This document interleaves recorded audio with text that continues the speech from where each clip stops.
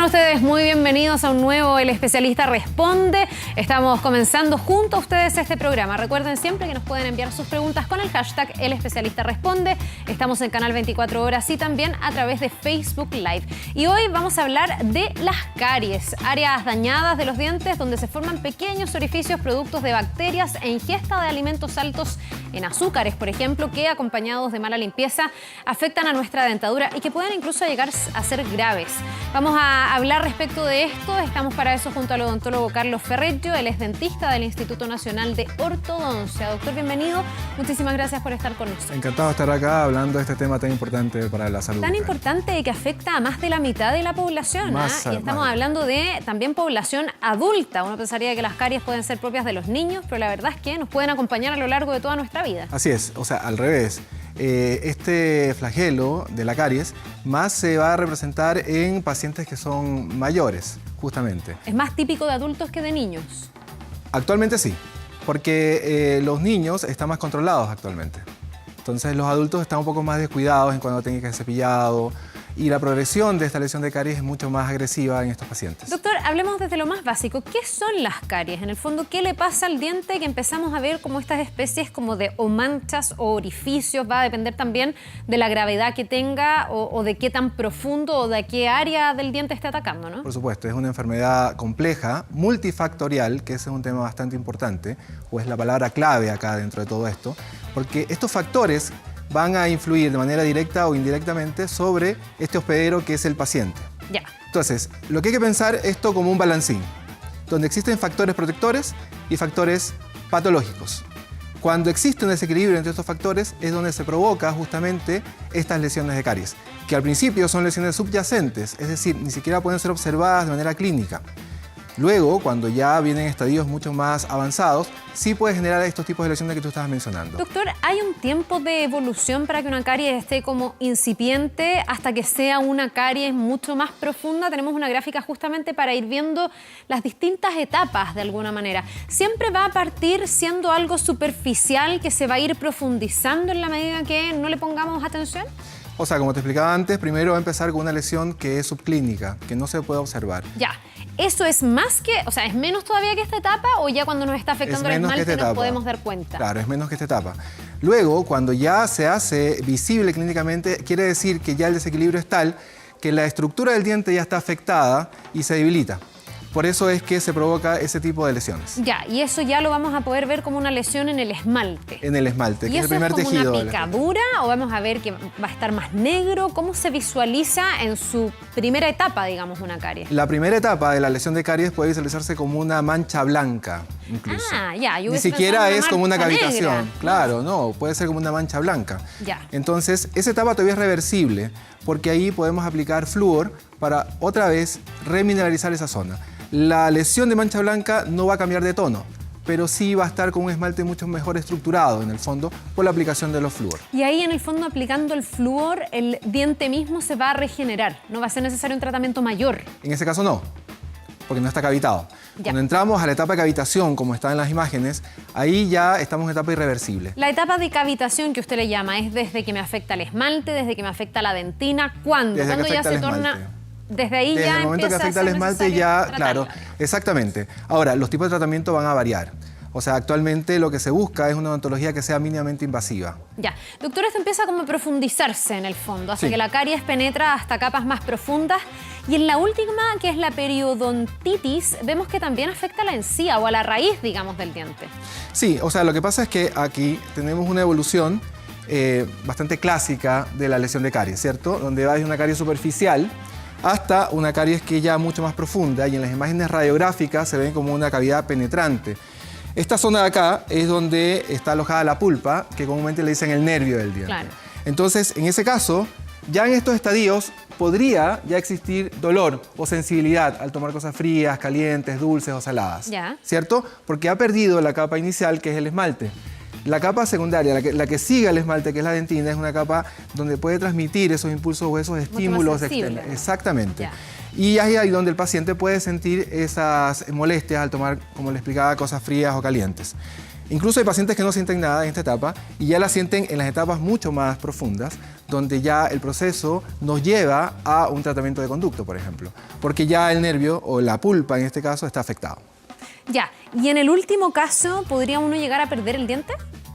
En casos donde la lesión, hay que pensar, no por una lesión de esta magnitud, pero sí una lesión mucho más extensa, donde la estructura del diente ya estuviera mucho más comprometida. Ya, pero hay caries que llegan a la pérdida del diente, digamos, si es que uno no la trata a tiempo. Así es. Doctor, ¿qué provoca la caries? Porque sabemos que hay una serie de factores de riesgo, así como dulce, si no me lavo bien los dientes, pero ¿qué es lo que se va como metiendo el diente o carcomiendo el esmalte, la dentina y profundizando esta lesión? Son los microorganismos patógenos. En este caso son los Streptococcus mutans, que son los principales. Hay otros más. ¿Es una bacteria?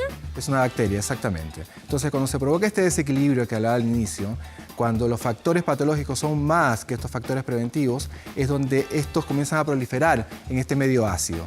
Ahora, lo que pasa es que el paciente tiene que generar también ese entorno para que esos microorganismos sean mucho más agresivos. Y en el fondo, esos son microorganismos que están permanentemente en nuestra boca y que se activan cuando hay este desbalance. Así es. ¿Y qué hacemos para mantener el balance? Usted recién hablaba, por ejemplo, del cepillado de dientes. Ya vamos a ver técnicas de cepillado, que me parece importante también porque no necesariamente sabemos cepillarnos los dientes y los niños mucho menos. Pero ¿qué puede pasar, digamos? ¿Qué es lo que se desbalancea para que se produzca esta como proliferación de microorganismos? ¿La pasta de dientes, por ejemplo, no alcanza a protegerme o es por lo poco que la uso? Mira, yo pienso más que el problema radica en que la técnica de cepillado no es la adecuada. Ya. Muchas veces nos cepillamos pensando que lo estamos haciendo de manera correcta. Los tiempos. Empecemos por los tiempos de cepillado.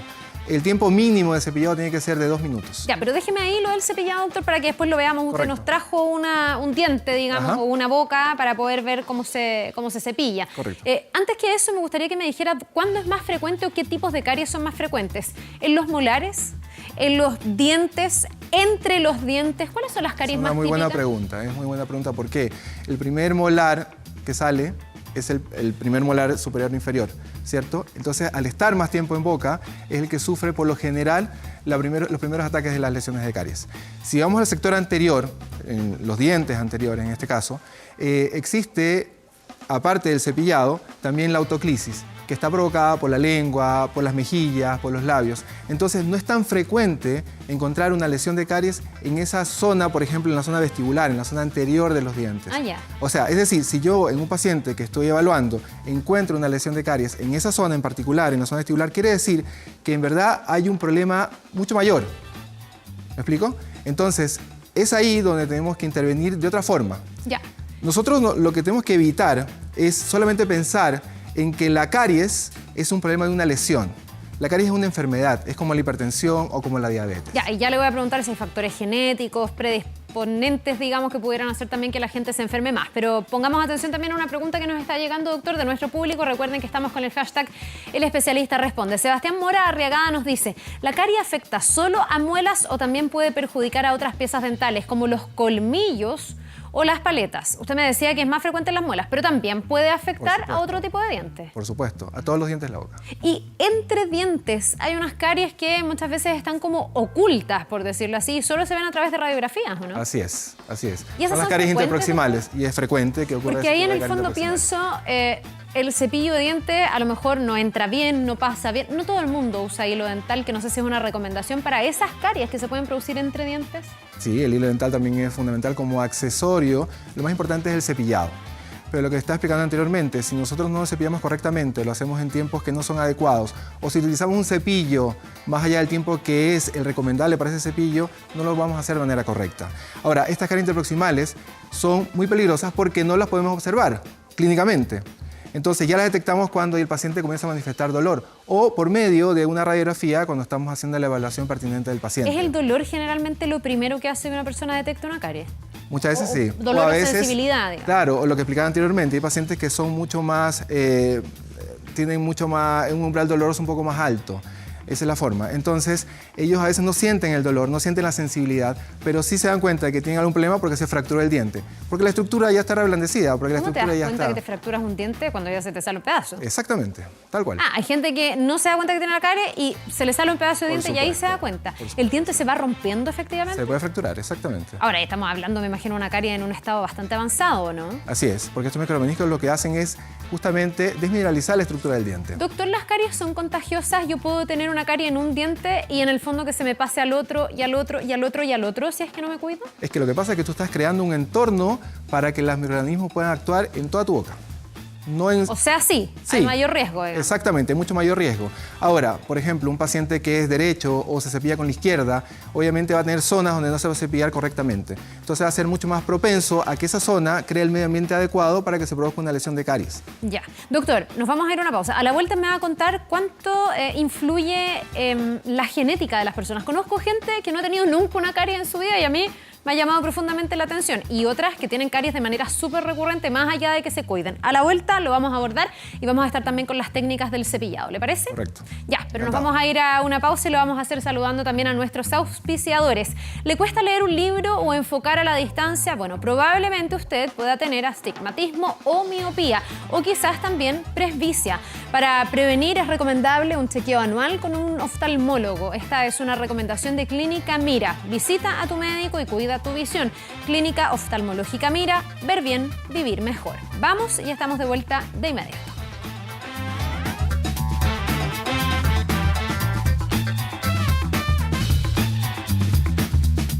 Bien, seguimos conversando de este tema que es tan frecuente, las caries, y antes de irnos a la pausa había quedado planteada una pregunta, doctor. Yo le preguntaba por la genética de las personas, cuánto puede predisponer o no a tener caries. Hay gente que nunca ha tenido una caries y gente que por más que se cuida, tiene caries de manera recurrente. ¿La genética ahí afecta o no?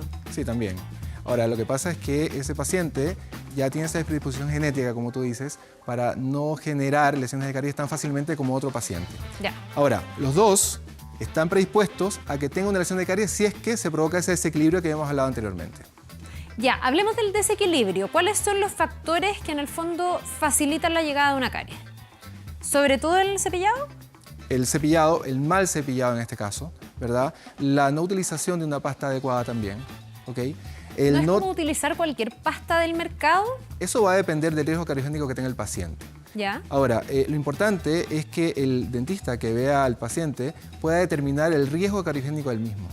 Existen diferentes estadios de Los pacientes que riesgo tienen más riesgo debiesen usar una pasta de dientes que es más, me imagino, médica o recetada directamente. Claro, las pastas convencionales por lo general tienen 1.400 partes por millón de flúor, ¿verdad?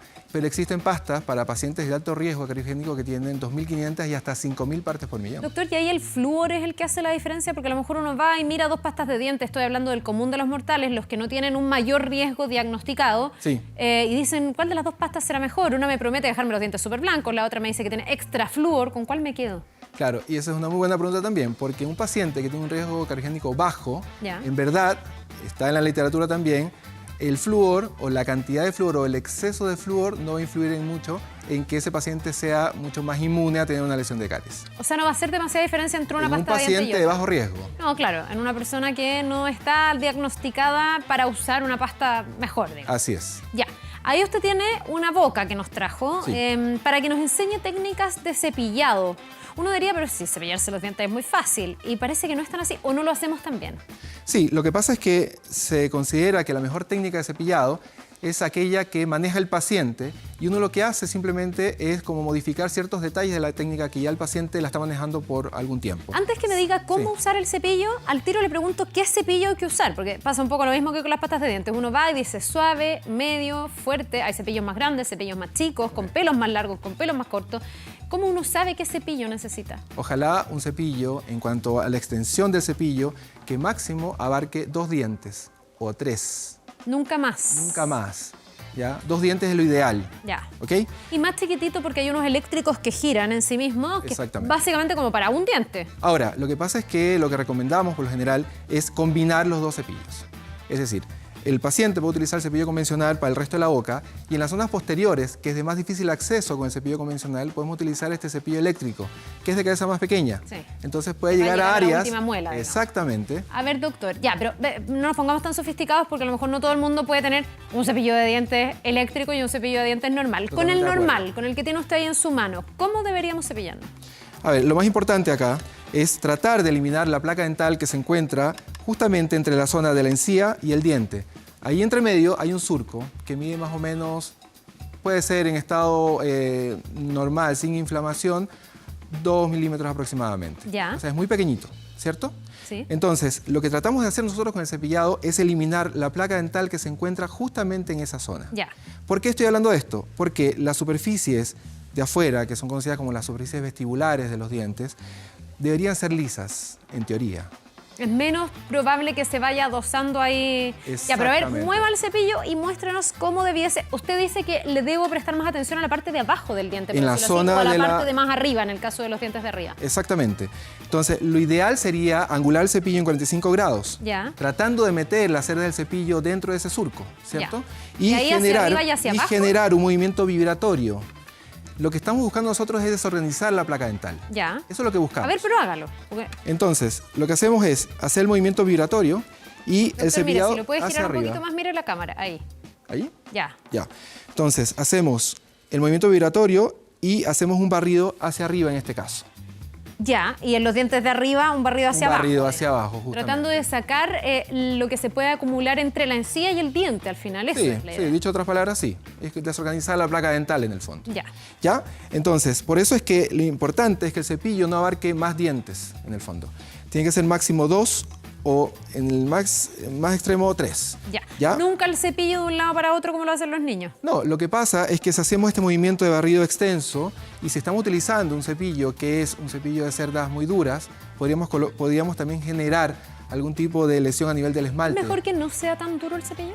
Exactamente. Ya. O Lo sea, que pasa es que es suave algo o más uno bien medio. psicológico para el paciente, porque el paciente piensa que al cepillarse con un cepillo de cerdas más duras se está cepillando mejor. Ya. Y no es así. Un cepillo suave cumple la misma función que un cepillo de cerdas más duras. Ya, doctor, de ahí me va a decir cuánto debe demorarse el cepillado, pero espéreme un poquitito porque estamos en contacto con Francesca Casinelli, que está en 24horas.cl, tiene datos y también está interactuando con ustedes. ¿Cómo estás, Fran? ¿Qué tal? Hola Carla, muy bien. Hay muchas preguntas como siempre respecto esta vez a las caries, que es el tema de hoy. Pero antes de hacerles una pregunta de una de nuestras usuarias, vamos a ver el especial que tenemos para esta jornada de 24horas.cl, que es sobre las caries y cómo se forman, cómo prevenirlas, y también un dato allí que más de la mitad de la población sufre de caries, así que es un tema bastante importante ahí para prevenir y también para tratar a quienes tienen este tipo de problema. Y volviendo a las preguntas de nuestros usuarios, nos escribía Andrea, que nos cuenta que tiene una hijita a la que le van a comenzar a salir los dientes y ella quiere saber cuándo comenzar a cepillarlos y con qué tipo de pasta. Ya, muchas gracias, Fran. Súper interesante esta pregunta. Se lo había dejado planteado también, doctor. ¿Qué pasa con las caries en los niños? ¿Desde cuándo hay que preocuparse de los dientes? O sea, la aplicación de pastas con flúor debe ser cuando recién comienzan a salir los dientes. Ya. Entonces, Y eso es podemos como utilizar, con cepillitos especiales y a veces incluso con los dedos, ¿no? podría ser con los dedos, podría ser con una gasa. Estamos pensando en la persona que nos escribe que dice una guaguita que recién le van a salir los dientes. Exactamente, puede ser la utilización de una gasa que se envuelve en el dedo y con agua simplemente eliminar lo que queda en restos de alimentos o del azúcar, por ejemplo, de las mamaderas. Ya, pero pormenoricémoslo más porque Cristóbal Fernández dice ¿a qué edad los niños pueden empezar a usar pastas de dientes con flúor? Exactamente, a partir de cuando sale el primer diente de ellos. ¿Okay? Lo que pasa es que el flúor va a cambiar de concentración ahí. Tiene que ser a partir de 1000 partes por millón. Es mucho menor que un adulto. Ya, y hay que irse fijando que sea recomendado para la edad del niño, ¿no? O sea, no le puedo poner una pasta de más flúor a un diente que está recién saliendo. No se puede. Ahora, lo otro también es importante, cuando ya empiecen a utilizar los cepillos para niños, es la cantidad de pasta que le estás colocando en el cepillo. A ver, ¿por qué? Porque tiene que ser cantidades mínimas. Tiene que ser del porte de un grano de arroz, por ejemplo. Ah, así de poquito. Así de pequeño para ellos. Y se va aumentando a medida que el niño es más grande. Así es. Ya, y después entonces tengo que también por edad irle cambiando una pasta que sea Con acorde. mayor contenido de flúor. Tampoco está bien que le eche una pasta de menos edad a un niño que ya creció, digamos. Así es, porque no va a tener el mismo efecto. Me estoy quedando con menos flúor del que requiere. Así es. Doctor, muchas veces las caries en niños, en dientes de leche, se tienden como a minorar, digamos, o a no darles tanta importancia y decir, bueno, si es un diente que se le va a caer, ¿qué importa que tenga una carie? ¿Eso está mal? Está mal. Está mal, obviamente, porque tú lo que estás haciendo es crear un entorno, como te explicaba antes, donde estás proclive a tener más lesiones de caries en la boca de los niños. O sea, un niño que tiene caries en sus dientes de leche va a ser un adulto que pueda tener más riesgo de tener caries. Lo que tenemos que pensar es que si en un niño ya se está provocando esa magnitud de lesiones de caries, ¿qué es lo que está pasando ahí? O sea, hay algo que no está funcionando de manera correcta. Puede ser, en el caso de los niños, que la educación de los papás no sea la adecuada como para poder tener las medidas preventivas para evitar que esas lesiones sigan avanzando, en este caso. Doctora, hay una práctica súper frecuente que yo creo que para los dientes es súper mala, que es la mamadera. Así es. ¿Cuánto daña la mamadera? El dormirse con la mamadera es el más dañino. Fatal para los dientes. Exactamente, por el azúcar que va a contener esa mamadera. Ya, aunque uno diga, es que no tiene azúcar, la leche igual tiene azúcar. O sea, lo importante es que una vez que ya termine de utilizar la mamadera, por lo menos se haga una limpieza de los dientes de los niños. Y hay una pregunta en general, alguna vez leí, no sé si estoy bien o mal, que era mejor esperar un rato entre, por ejemplo, haber comido un dulce después lavarse los dientes que lavárselo al tiro después de comerse el dulce. ¿Eso es cierto? Eso se da más con las sustancias que son más ácidas. Por ejemplo, una persona que consume muchas frutas, podría evitar lavarse los dientes inmediatamente porque en ese momento el pH ha bajado tanto que la estructura del esmalte también es más susceptible a que pueda generar algún tipo de lesión a nivel de la estructura. Ah, ya, o sea, si como algo ácido, mejor espero y luego me lavo los dientes. Exactamente, como para que el pH se pueda nivelar, media hora aproximadamente, para que el pH se pueda nivelar en la boca. Con los dulces pasa distinto, ahí me puedo lavar al tiro, digamos. Sí, o enjuagarse con agua. Si no está en los medios para poder cepillarse, porque eso pasa especialmente con los estudiantes, con los chicos que están en los colegios, en las universidades, que entre medio no tienen tiempo para poder cepillarse correctamente, por lo menos que se enjuaguen. Doctor, para ir finalizando, ¿el enjuague bucal suma, reemplaza, no hace nada? ¿Es bueno utilizarlo o no? Es bueno utilizarlo. ¿Pero qué? ¿Adicional a la pasta de dientes? Adicional a la pasta de dientes. ¿Nunca lo reemplaza? No, no lo puede reemplazar. ¿Y cuál es la ventaja que se mete por lugares que la pasta de dientes no? Exactamente, podría ser, pero lo más importante siempre es el cepillado. Ya, o sea, enjuague bucal sin cepillado no sirve. Exactamente. ¿Y lo dental, me decía usted, también sirve? Sí, sí, también sirve, pero todos son anexos a el cepillado. El cepillado es el que manda acá. Ya, pues, doctor, llegamos al final y se nos va el tiempo, pero estamos contactados con ustedes a través de Facebook Live para que usted se vaya al Facebook Live y pueda contestar también las preguntas que tenemos de la gente que nos sigue escribiendo a esta hora con un tema que es tan recurrente, tan frecuente y que uno no puede dejar pasar. Hay que ir al dentista, en definitiva. Así es, y se hizo muy corto, ¿eh? Ojalá, hablar de todo esto. Sí, pasa volando. Sí. Ojalá pesquisar la caries lo antes posible, porque Así ahí va a es. tener mucho más, digamos, mejor pronóstico en el Por supuesto que sí. Gracias, doctor. Encantado. Que le vaya muy bien, que Muy tenga amable. un buen Gracias. día. Nosotros nos despedimos, ya les decíamos, a seguir con el doctor en Facebook Live. Nos reencontramos en un próximo programa de El Especialista Responde. Que esté muy bien.